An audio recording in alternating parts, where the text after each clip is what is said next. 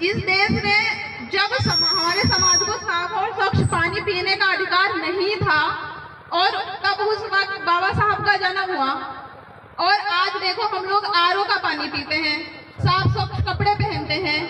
उस वक्त तो पढ़ने का भी अधिकार नहीं था बाबा साहब को, और आज देखो हम पढ़ लिख कर अच्छी अच्छी नौकरियां कर रहे हैं, अच्छे अच्छे जगह रह रहे हैं और अच्छा मकान बना रहे हैं। और बाबा साहब को मतलब एक कैटेगरी में रख दिया गया है। बस ये कह दिया गया अगर हमारे घर में बाबा साहब की फोटो लगी है तो कोई आएगा और देखेगा, ये कहेगा नहीं ये चमार का घर है। पासी तो बहुत मतलब मानते तो है बाबा साहब को, पर छुप के मानते हैं, वो खुल के नहीं आना चाहते कि हम हाँ इन्हें मानते हैं बाबा साहब को। जब हमें पढ़ने लिखने का अधिकार नहीं था तब बाबा साहब का जन्म हुआ। आप लोगों को लगता होगा कि मतलब हमारे माँ बाप ने हमारे लिए सब कुछ किया है, पर ऐसा नहीं है। हमारे माँ बाप ने तो बस हमें जन्म दिया है, लेकिन समाज में समानता से जीने का अधिकार हमारे बाबा साहब ने दिलाया है हमें। संविधान को लिखने में बाबा साहब को 2 साल 11 महीने और 18 दिन का समय लगा था। जब संविधान लिखा गया था उस समय मतलब बाबा साहब के साथ इतना जातिवाद हुआ करता था और मतलब उनको जाति के लोग इतना प्रताड़ित किया जाता था, पर बाबा साहब फिर भी पीछे नहीं हटे।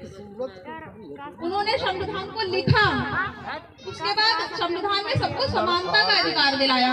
बाबा साहब किसी एक जाति के लिए ही नहीं किए, बाबा साहब को मतलब कोई माने या ना माने, पर मैं तो कहती हूँ महिलाओं और लड़कियों को जरूर मानना चाहिए। बहुत बहुत साधुवाद, आप लोग तालियों से स्वागत करिए। चाहे वो किसी भी समाज या किसी भी वर्ग से बिलोंग करती हो। जब हमारे बाबा साहब ने संविधान लिखा तो किसी के साथ कोई भेदभाव नहीं किया, और जिस देश में महिलाओं को पुरुषों से कम समझा जाता था, बाबा साहब का कहना था शिक्षित बनो, संगठित रहो, संघर्ष करो। लेकिन आज हमें अपने अधिकार तो याद है कि हम अपने कर्तव्यों को भूलते जा रहे हैं।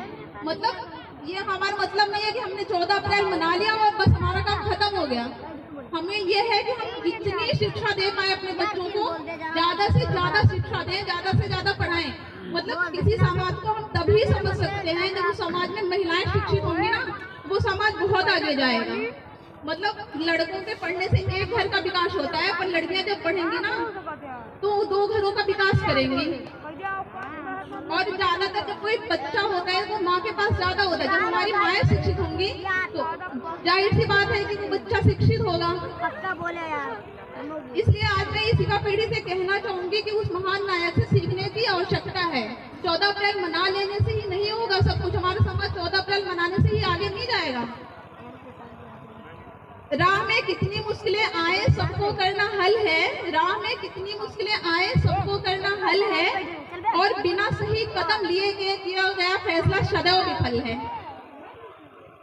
बाबा साहब ने हमें इतने हक अधिकार दिए हैं, पर फिर भी मुझे ऐसा लगता है कि कहीं ना कहीं हम लड़कियां आज भी पीछे हैं। और मैं सोचती हूँ कि जब हम आज इतना पीछे हैं तो जब हमारे लिए इतना हक अधिकार नहीं लिखा था, संविधान में लिखा गया था, तब हम कहाँ रहे होंगे।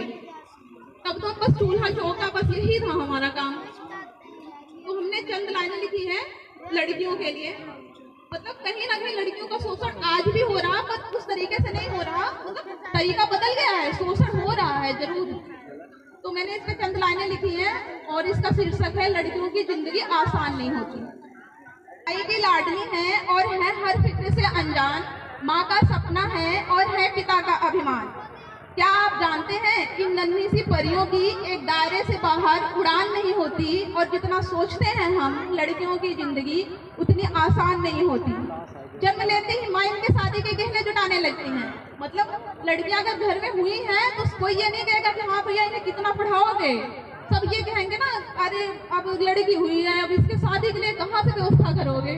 किसी को 4 लड़के हैं ना तो कोई दिक्कत नहीं है, किसी को 4 लड़कियां हैं ना उनके माँ बाप को इतनी दिक्कत नहीं होगी जितनी समाज को होगी। अरे भैया उसकी 4 लड़कियां कैसे ब्याह करेंगे, ये दिक्कत है समाज में। तो ये लाइनें सुनना। जन्म लेते ही माँ इनके शादी के गहने जुटाने लगती हैं, क्या सही है क्या गलत हर बात पर समझाने लगती हैं।